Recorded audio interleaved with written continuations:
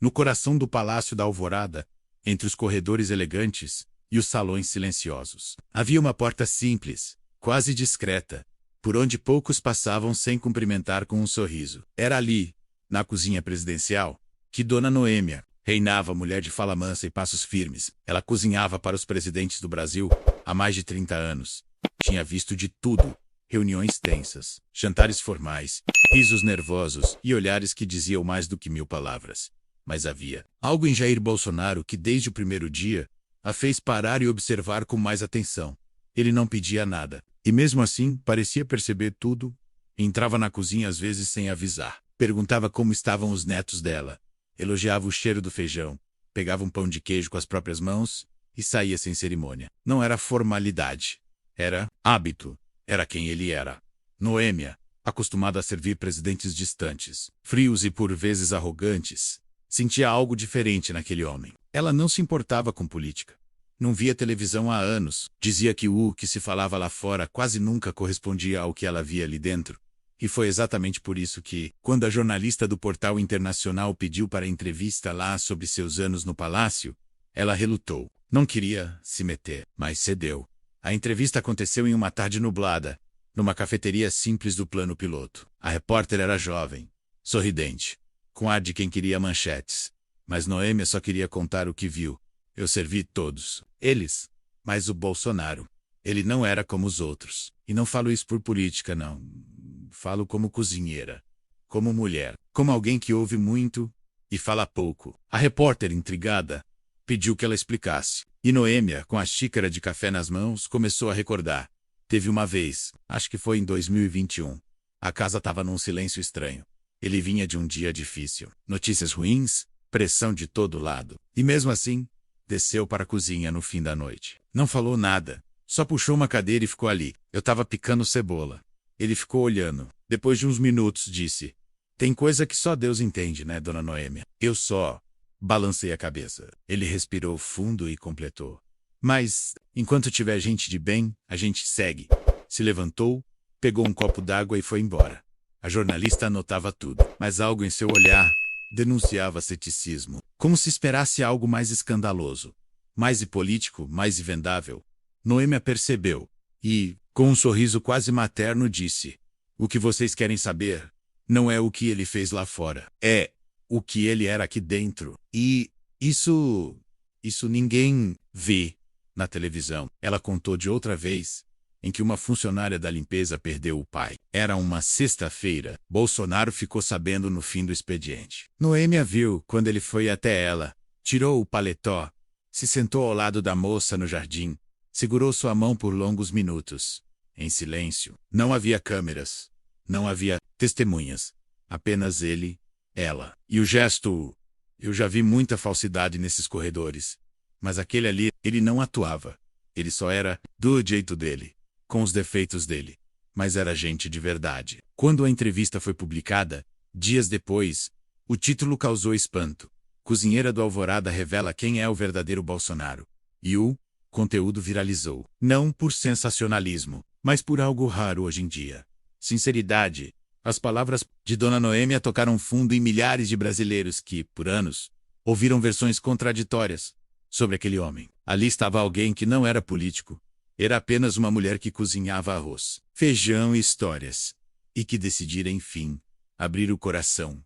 O Palácio da Alvorada virou alvo de novas perguntas. Repórteres tentavam confirmar os relatos. Colegas de trabalho começaram a aparecer em vídeos e postagens, reafirmando cada detalhe. Era como se um véu tivesse sido levantado, e o que havia por trás era humano demais para ser ignorado. Bolsonaro, já fora do governo, soube da repercussão. Um de seus filhos mostrou a reportagem. Ele leu em silêncio, sentado à mesa do café da manhã. E pela primeira vez em muito tempo sorriu. Não um sorriso de vitória, mas do alívio, porque naquele relato simples, sem filtros nem distorções, estava o que talvez fosse sua maior conquista: ter sido lembrado por quem o viu de perto, sem maquiagem nem palanque, por quem o conheceu quando as câmeras estavam desligadas. Após a repercussão da entrevista de Dona Noêmia, os corredores silenciosos do Palácio do Planalto começaram a ecoar sussurros de curiosidade. Assessores, seguranças, servidores antigos, todos pareciam lembrar de algo que até então não tinham coragem ou motivação para contar. O relato da cozinheira acendeu uma chama de lembrança em cada um deles, e o que era para ser apenas uma entrevista isolada se transformou em um movimento espontâneo de testemunhos. Todos queriam falar, todos tinham algo a dizer. Mas Noêmia, discreta como sempre, evitava os holofotes, rejeitou convites para programas de TV, entrevistas em grandes jornais e até mesmo uma proposta de documentário. Ela dizia apenas que já havia dito o suficiente. E, para quem quisesse mais, bastava olhar com atenção para os detalhes que ninguém nunca prestou. Foi nesse momento que um jornalista independente resolveu investigar mais a fundo. Seu nome era Marcos Vidal, um repórter acostumado a ir além do óbvio, especializado em histórias humanas que a grande mídia ignorava. Sem ligação com partidos ou interesses comerciais, ele decidiu seguir um caminho que poucos ousaram: conversar com os invisíveis do poder, os funcionários, os que preparam o café, os que limpam os banheiros, os que guardam a segurança dos presidentes, mas que raramente têm voz. E foi através deles que Marcos começou a desenhar um retrato inesperado de Bolsonaro. Ele sabia o nome de todos nós, disse Gerson, o jardineiro do palácio. E não era de puxar saco, era de respeito. Me chamava de seu Gerson. Imagina, o presidente falando assim com a gente. Outro funcionário, Raimunda, que trabalhava na Copa, relembrou de uma situação que marcou sua vida. Meu filho estava doente, precisando de um exame caro. Eu nunca pedi nada. Mas um dia, ele me viu chorando no canto. Não falou nada. Na hora, no dia seguinte, me chamou discretamente e disse: Raimunda, vá cuidar do seu menino. O resto, a gente resolve. E resolveu. Enquanto isso, Dona Noêmia continuava com sua rotina. Não se via como protagonista de nada. Cozinhava como sempre cozinhou, com mãos firmes e coração cheio. Mas dentro dela, algo havia mudado. Pela primeira vez, sentia que sua voz tinha atravessado os muros da cozinha. E isso não era sobre ela, era sobre verdade. Certo dia, enquanto limpava as bancadas já fora do horário, ouviu um barulho familiar. Passos lentos, pesados, e o barulho da porta da despensa. Quando olhou, lá estava ele, Jair Bolsonaro, mais magro, com olheiras mais profundas, mas com o mesmo jeito direto de sempre. Dona Noêmia, a senhora ainda tá firme aí, hein? Ela sorriu, surpresa, mas não assustada. Ele se aproximou devagar, como quem visita uma velha amiga. Apenas os dois, de novo naquele cenário comum que agora se tornava extraordinário. Fiquei sabendo da entrevista. Todo mundo me falou. Disse a verdade, né? Noêmia apenas assentiu com a cabeça. Só o que vi, só o que vivi. Bolsonaro pegou um banquinho e sentou ao lado da pia. Ficaram alguns segundos em silêncio. Ele parecia cansado, mas sereno. Olhava para a cozinha como quem revisita memórias de outro tempo. Engraçado. O povo fala tanta coisa da gente lá fora, mas ninguém pergunta como a gente trata quem tá aqui dentro. Noêmia concordou. Depois, serviu um café passado na hora. Ele agradeceu com um sorriso discreto e tomou em silêncio. Havia algo naquela visita que parecia ser um acerto de contas com o passado. Não uma dívida, mas um reencontro com a parte da história que nunca foi escrita. Ela olhou para ele e disse: O senhor errou em muita coisa, presidente, mas nunca faltou com respeito com a gente. E às vezes, isso vale mais do que discurso bonito.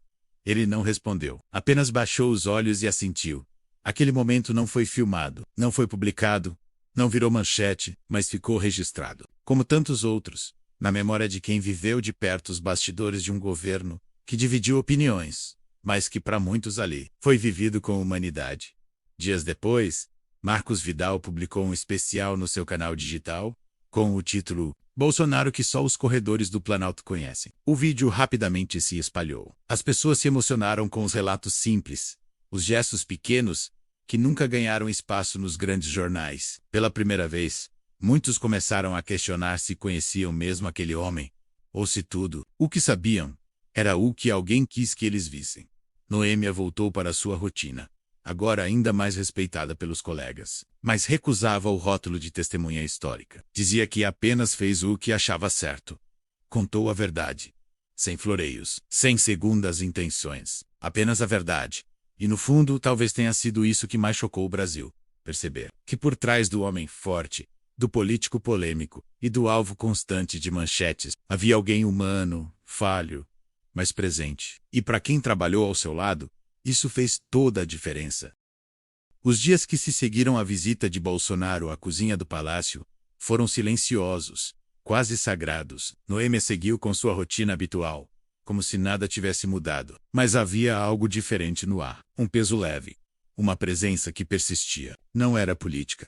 Não era revolta. Era algo mais íntimo, uma espécie de reconhecimento, que por tanto tempo ela acreditou que jamais viria. Ela estava ali há mais de 30 anos. Serviu café para presidentes que nunca olharam em seus olhos. Cozinhou para ministros que sequer lembravam seu nome. Mas de todos que passaram, havia um que jamais tratou os funcionários como invisíveis. E foi justamente esse que, por ironia, mas foi retratado como um vilão absoluto fora daqueles muros. Certa manhã, já no final do seu expediente, ela recebeu a visita de um homem. Ele não se apresentou. Apenas colocou sobre a mesa da cozinha um envelope com um bilhete escrito: "Não sou ninguém importante. Só queria te agradecer por ter falado que ninguém teve coragem.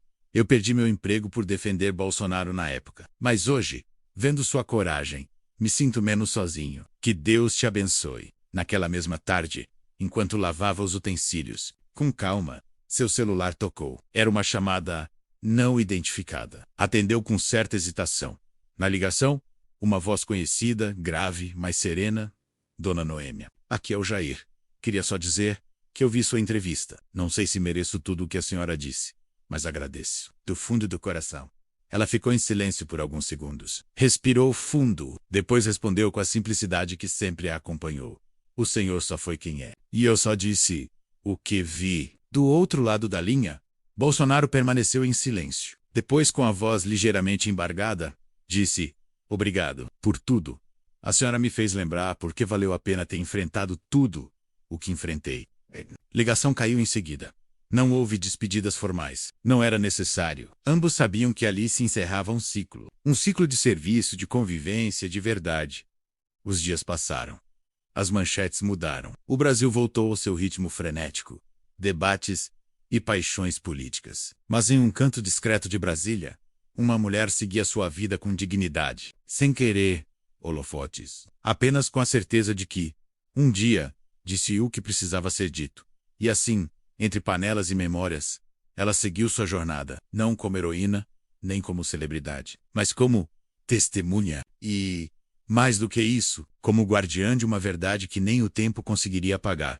Se você gostou dessa história, curta o vídeo, se inscreva no canal e não saia sem deixar seu comentário. Queremos saber de qual cidade você está ouvindo essa história e o que mais te marcou nesse relato. Seu apoio é fundamental para continuarmos trazendo histórias emocionantes como essa. Até a próxima!